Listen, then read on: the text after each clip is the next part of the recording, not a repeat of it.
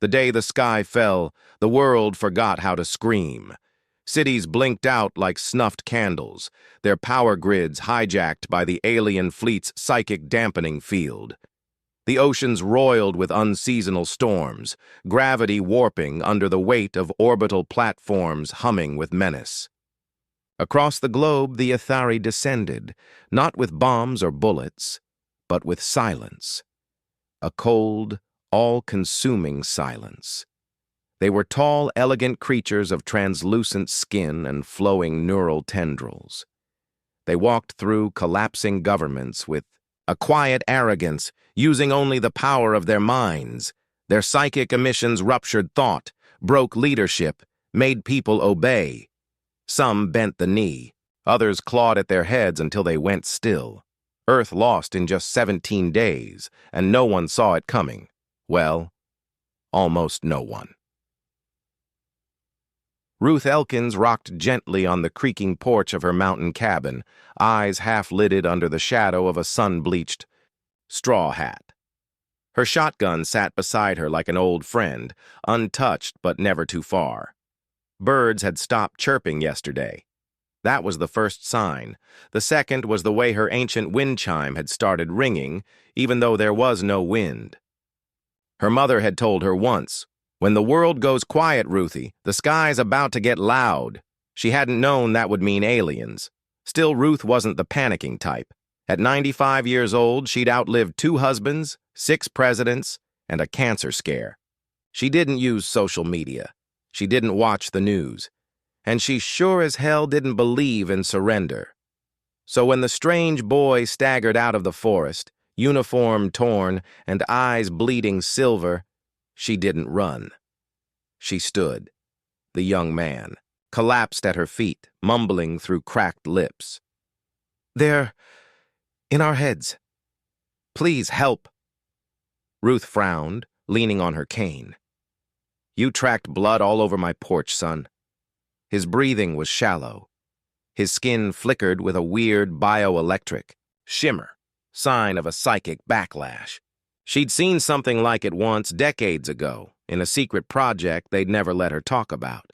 She touched his forehead. Cold. Too cold.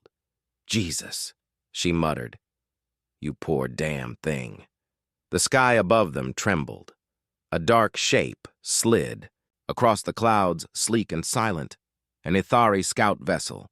It paused, sensing something. Ruth stepped over the boy and looked up. "You get off my land," she said, more irritated than afraid. The ship hummed. A pulse of psychic pressure rippled across the trees, flattening birds mid-flight. But Ruth didn't flinch. Her mind, her stubborn, iron-forged, widowed, wartime mind, held firm. The Ithari vessel trembled. Then, inexplicably, it retreated. That night, Ruth patched the boy up the way she learned in 43, strong whiskey, boiled rags, and a sewing kit. He came to just before dawn, gasping like he'd just escaped drowning. Where am I?" he asked. "My porch," she replied, folding a clean towel. "You passed out next to my tomato plants." He blinked, disoriented. They couldn't see you?" "Nope. They ran from you. I have that effect on people." The boy, Lieutenant Jordan Kim, as he later introduced himself, explained the Ithari's psychic field, how it scrambled the minds of anyone exposed too long, how command centers fell without a shot, how they'd lost contact with the last. "Free bunker 3 days ago." "You're immune," he said, awe creeping into his voice. "I've never seen anyone resist them like that." "Maybe they're just not used to dealing with cranky old women." He stared. "You could be the key to stopping them." Ruth shrugged and poured herself coffee. Not bad. For a morning. By sunrise, she was packing a rucksack, canned beans, a rusted pistol, a lighter, and a very old badge marked Project Harrow. Jordan watched her, still groggy. "Where are you going?" She cocked an eyebrow at him. "Where do you think? We're going to find the rest of your little rebellion, but you're 95. Yeah, and you're half dead, So unless you want the fate of humanity to rest on the squirrels, out back, I suggest you help me find my boots. She slung the rucksack over one shoulder, and just like that, the world had a new weapon, a very old woman with nothing left to lose. The journey to the resistance bunker took 3 days. Jordan. Kim limped beside Ruth down broken back roads and overgrown train tracks through ghost towns haunted by the quiet. Every now and then, a scouting drone passed overhead, glass smooth and silent, scanning for movement. They always passed by Ruth without pause. Jordan didn't understand it. They just ignore you, he muttered for the 5th time. Ruth poked at the fire they'd built inside a collapsed bus stop. Maybe I'm not broadcasting the right brainwaves. Maybe I'm just not interesting. Or maybe you're not scared, he said. She didn't answer. She just sipped her tea, Earl Grey from a packet dated 2032, and kept watch on the dark hills. The entrance to the bunker was buried under a fake rock slide outside what used to be Chattanooga. After a biometric scan and a series of rapid eye blinks into a retinal camera, Jordan was led inside. Ruth followed, unnoticed, until she wasn't. A dozen rifles snapped toward her the second she stepped into the main chamber. "She's clean!" Jordan shouted. "They didn't see her!" Ruth didn't flinch. She stared at the nearest soldier, a twitchy 20-something with an itchy trigger finger and a mohawk. "You gonna shoot me or offer me coffee, son?" No one moved. Then a voice boomed from deeper in the command chamber. "Lower your weapons!" General Amari stepped forward, grizzled, sharp-eyed, and dragging a prosthetic leg that whirred with every step. She sized Ruth up like a fresh puzzle piece that didn't fit. "You're the outlier," Amari said. "The one who resisted the hollow pulse." "That what you call it?" Ruth asked. "Sounds like a bad jazz band." Amari cracked the faintest smile. The next 48 hours were testing. They hooked Ruth up to a psychic dampening field and flooded the chamber with subliminal interference. She knitted through most of it.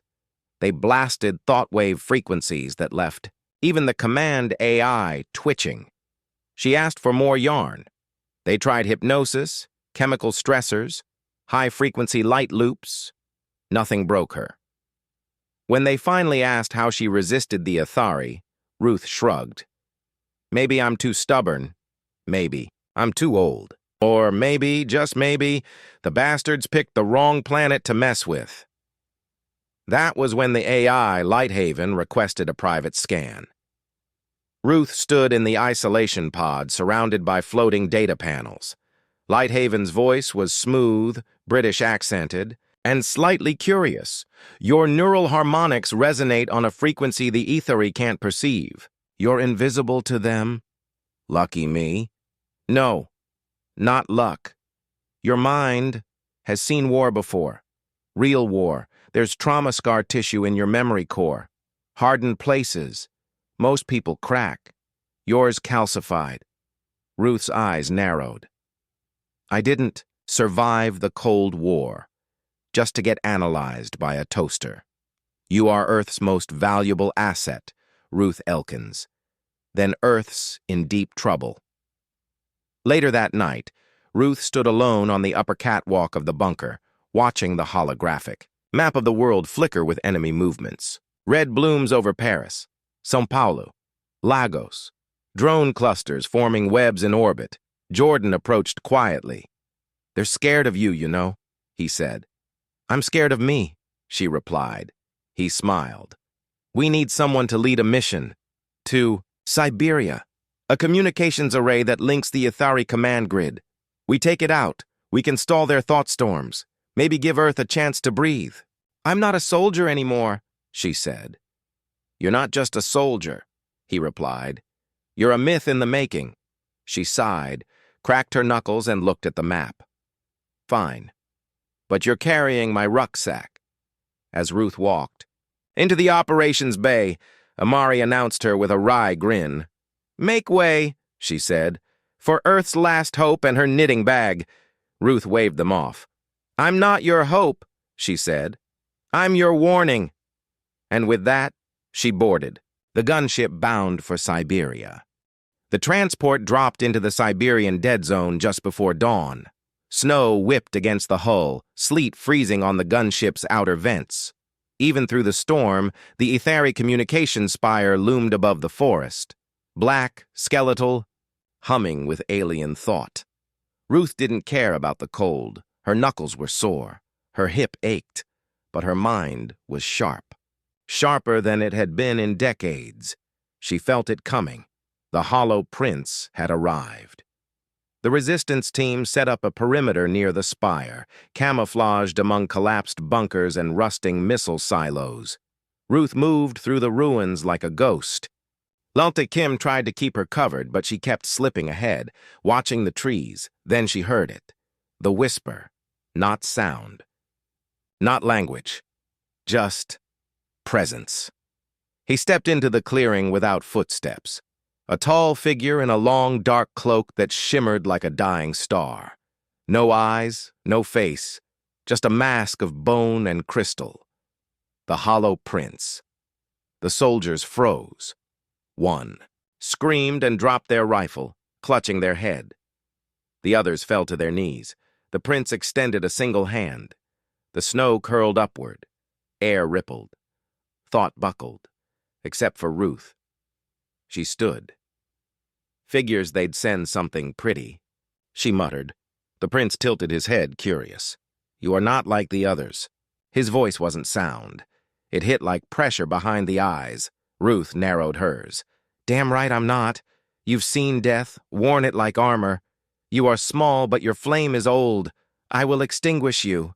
She took a step. Forward. You can try. The world shattered.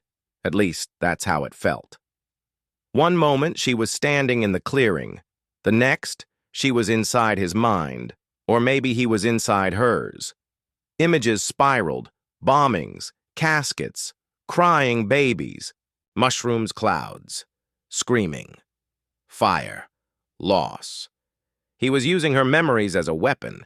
He didn't understand who he was dealing with. Ruth didn't flee. She reached deeper, dragging him into the worst parts of her past. Her husband's funeral. The stillborn. Child. The Cold War labs beneath Nevada. The psychic feedback chamber that made her bleed from her ears for days. The moment she walked away from Project Harrow and buried everything. But she never forgot. Now she opened the vault and let it burn. The Hollow Prince recoiled, staggered. The trees around them blackened. The snow melted in a radius of 30 feet. Ruth stood unmoved, blood dripping from her nose, eyes sharp as flint. You think you know fear? She hissed. I was married for 30 years. I buried a child. I sat in a chamber built to kill thoughts and came out angrier. You want a mind to break? You picked the wrong old lady. The prince lunged. She stepped aside, just enough, and drove. The iron spike, lifted from a Cold War bunker, through his chest. The feedback cracked the air like thunder. He shrieked, a psychic rupture echoing across the forest. Then his form dissolved into smoke and sparks. Gone. Ruth collapsed to one knee, chest heaving. Jordan ran to her, grabbing her arm. You did it! You beat him! She looked up slowly. No, she rasped. I survived him! He stared. You're bleeding, from your ears, your eyes. First time, he helped her stand. The prince was one of their generals. You just killed one of their most powerful weapons. Then they'll send something worse, she said. They'll come in force now. We kicked the hive. Jordan glanced at the comm spire behind them, now glowing with unstable pulses. Let's blow this thing before they figure out what we've done. She nodded, and somewhere far above Earth, the Ethari command hive screamed in alarm. The explosion could be seen from orbit. The Siberian comms spire fractured like glass under a thermal charge, detonated by Jordan, while Ruth limped out of the blast radius. The pulse it emitted shattered part of the Ethari mind link across the northern hemisphere. For the first time in weeks, people woke up, confused, gasping, free from the dampening field. and the Ithari screamed. In the silence that followed, a signal was sent to every resistance cell left on Earth. She did it. The spire's down. The Hollow Prince is dead. Earth fights back now. J. Kim. At Resistance. HQ, General Amari watched the feed with disbelief. "You're telling me," she said slowly, "that a 95-year-old grandmother just assassinated the Ithari's top psychic warlord and destroyed their northern command relay?" Lieutenant Marquez nodded. "Yes, ma'am. And she's requesting more yarn." Amari blinked. "Yarn?" "For stress knitting." Amari stared at the holographic map, watching the enemy web flicker. "Get her whatever she wants." Back at the bunker, Ruth emerged from the medbay with gauze over her temple and a steel rod in her spine, courtesy of a resistance field surgeon who hadn't believed she was conscious the whole operation. "I've had hangovers worse than this," she grunted, sitting down as Jordan handed her tea. He looked at her with something between reverence and fear. "They're calling you a legend now." "Don't be ridiculous," she muttered, sipping. "I'm a pissed-off widow with a vendetta." Still, something had changed. The resistance wasn't just surviving anymore. They were planning offense. Units were mobilizing in Africa, South America, Australia. Guerrilla cells, once too scared to speak, were suddenly broadcasting encrypted messages. "She survived the Hollow Prince. We can fight." A myth was growing, and it was wearing orthopedic shoes. The council gathered 2 days later. Projected around a war table were the last commanders of Earth's resistance. Amari, Colonel Mbutu from Nairobi, Captain Alvarez from Quito, and Commander Yeo from Seoul. All eyes were on Ruth as she stepped forward, flanked by Jordan and an AI avatar of Lighthaven. "3 months ago," she began, "these aliens thought they could crush us without firing a shot. They've brainwashed us, broken us, made us kneel." She held up a piece of Etheri tech, melted from the prince's mask. "Well, I don't kneel." Murmurs of approval rippled across the room. "They thought Earth was weak," she growled. "But they made one mistake. They left me alive." Lighthaven chimed in. "With your immunity to psychic disruption and experience in Project Harrow, you are our best candidate to lead a strike team into the heart of the Ithari mind net." "They have a psychic core in orbit," Amari added. "A kind of hive lobe. If we can breach it, we can sever their connection to the entire human race." "And you want me?" Ruth said. "We need you," Amari confirmed. Ruth stared at the holomap of the alien mothership orbiting just beyond the mesosphere. Then she smiled. "Well," she said, "better make sure someone packs my arthritis cream." 1 week later, Ruth stood on the deck of the Defiant Dawn, the first human ship to break orbit since the invasion. Resistance scientists had jury-rigged the controls to block Ithari psionic waves, using Ruth's own brainwaves as a calibration matrix. She didn't understand a word of it. She just strapped in. As the ship rose above Earth, she looked down at the blue oceans, the bruised skies, the wounded but living world, and she made herself a promise. "You started this," she whispered to the stars. "Now I finish it." The Defiant Dawn broke orbit under blackout protocols. No signals, no comms, just the quiet hum of repurposed thrusters and the ominous silhouette of the Ithari hive node hanging in low lunar orbit. To Ruth, it looked like a cancerous jellyfish. Black, tendrils dangling into the ionosphere, pulsing with sickly light. Inside that grotesque shell was the mind net core, the source of the psychic web that tethered billions of human minds. They hadn't come to knock. They'd come to burn it down. 3. Entry points, Lighthaven whispered through Ruth's earpiece. But only one offers direct neural conduit access.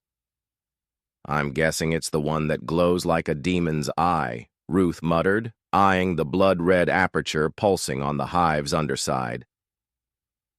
Jordan Kim piloted the dropship with surgical precision. He hadn't slept in 48 hours, his hands shaking. Ruth reached over and steadied them. "Don't think," she said gently. "Just fly." He nodded, gulped, and accelerated toward the aperture. The hull screamed as they pierced the outer membrane. The inside of the hive was worse than Ruth imagined. It was alive.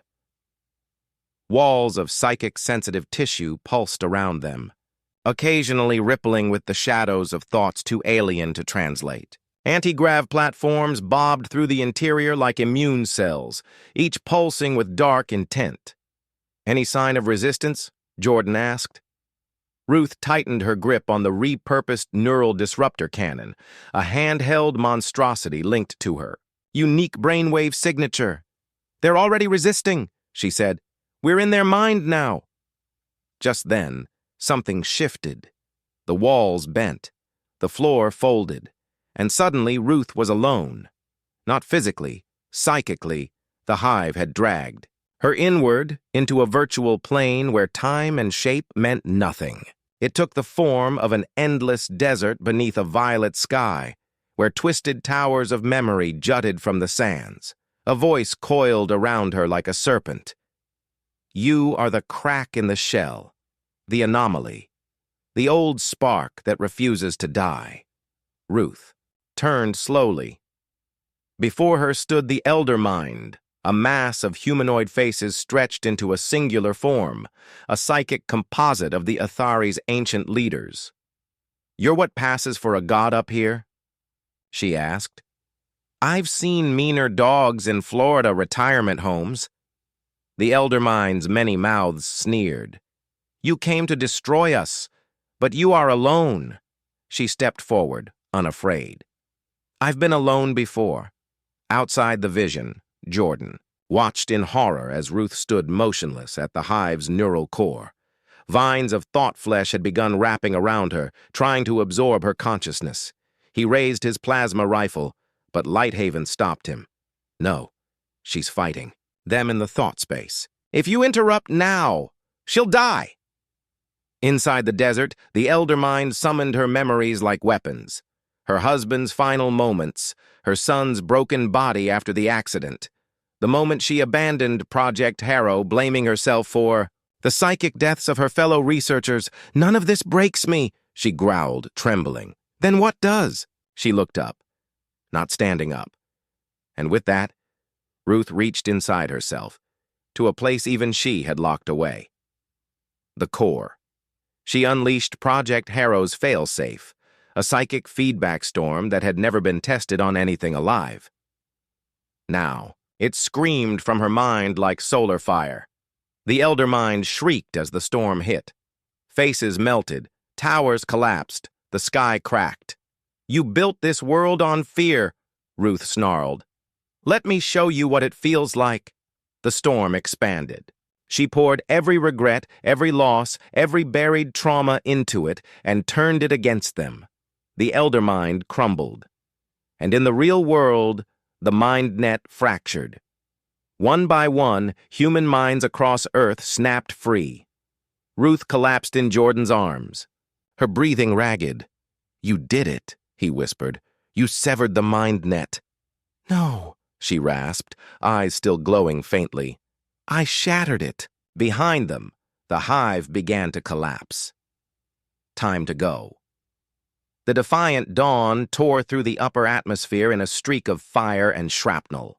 Behind it, the Athari hive node collapsed in on itself, its psychic infrastructure overloaded by Ruth's assault. As the alien construct crumbled, bursts of energy rippled outward, lighting the sky with strange auroras. Ruth sat slumped in the medbay, her skin pale and eyes half-lidded. Electrodes lined her temples, trying to stabilize her neural activity. Jordan stood at her side, eyes red from smoke and stress. "How is she?" asked General Amari over the comm. Jordan glanced at the monitors. "Alive. Barely. Whatever she did in there, it pushed her past the limits of anything human." "She's not just human," Amari said quietly. "She's Ruth Elkins." Down on Earth, liberation came like a thunderclap. Millions awoke, dazed, unbound from the psychic web. Cities once under complete control erupted in chaos, and then defiance. Armed resistance surged from the shadows. For the first time, Ithari, foot soldiers encountered organized pushback, but so did the Ithari. Within hours, orbital scans picked up new activity, massive ships rising from lunar hibernation. These were not scouts, not patrol vessels. They were purge ships, designed for extinction. They're bringing the whole damn armada, Amari said, pointing at the projections. 12 carriers, 3 hive forges, and at least 1 antimatter furnace. Colonel Mbutu frowned. They're not just retaliating, they're trying to erase us. They can try, said Ruth, her voice rasping through the speakers. She had woken and overridden the bridge comms. You're not strong enough to... Marquez started. I don't have to be, she interrupted. I've already won the first battle, but we need to end this. In a hidden resistance facility beneath the Andes, Project Harrow's vaults were reopened. There, buried beneath layers of shielding and lead, slept humanity's final gamble. Solar Lance Protocol, a theoretical weapon powered by the sun itself. It had never been tested. The energy draw alone could kill a continent if misused. Ruth had designed it once, and now she would use it. Jordan helped her to her feet in the control chamber. You shouldn't be moving. I'm not moving, she grunted. I'm marching. They looked over the control deck, wires, feedback arrays, psychic amplifiers. Once it's online, Lighthaven warned, there's no stopping the cascade. Good, Ruth said. Let them come. Hours. Later, the sky darkened with the arrival of the Purge fleet. They blotted out the sun, great obsidian arcs pulsing with city-killer weapons. The world fell silent, every eye turned skyward. And then Ruth Elkins spoke. Her voice, amplified through the Resistance's global network, reached every radio, every hacked speaker, every ear. To the people of Earth, you've been invaded, enslaved, manipulated. They thought we were weak. They thought age meant fragility. They were wrong. We are the fire they failed to extinguish. We are the fury of 1,000,000 suns. And we are done being polite. Then she activated Solar Lance. The Andes array opened to the sky like a blooming flower of steel. A beam, white-hot and near-silent, punched through the atmosphere. It struck the solar collector platform in orbit, igniting the massive capacitor built into Earth's shadow.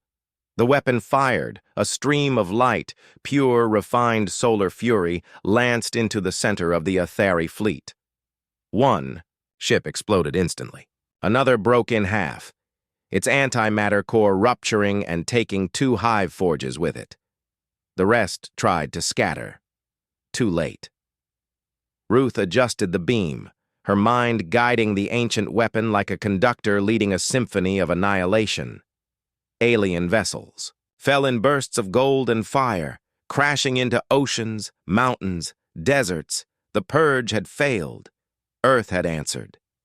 When the beam finally faded, Ruth slumped in her chair. Her heart slowed. Her vision dimmed. Grandma, Jordan whispered, grabbing her hand. She smiled, faint and defiant. That's one for the history books.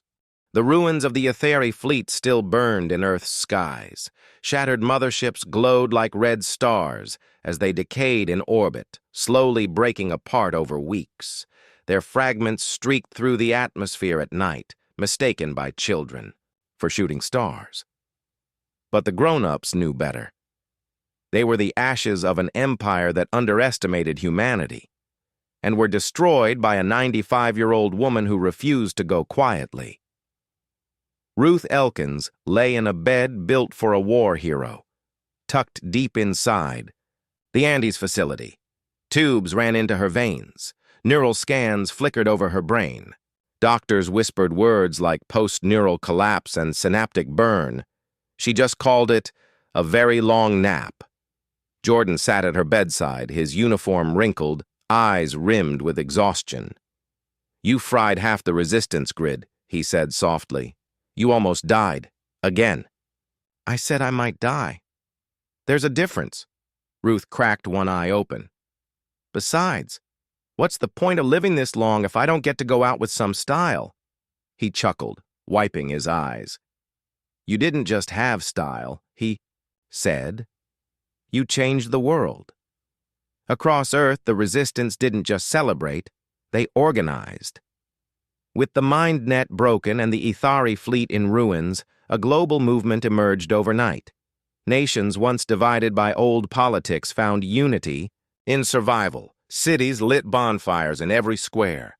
Children carried hand-drawn posters of Ruth with captions like Granny of War and Solar Nana. Resistance soldiers tattooed her name in code, R1930, the year she was born.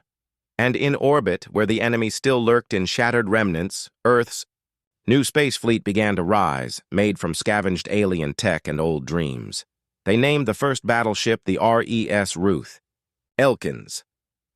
But the battle wasn't over. Lighthaven warned of dormant Ithari spores, deep Earth caches that could reactivate in months or years. There were signs of distress signals sent to deeper space. Earth had won the battle, but the war might return. At the UN's new Terran assembly, Ruth appeared via hologram. She was pale, her voice weaker, but her eyes had the same spark. "You don't need me to fight next time," she told the assembly.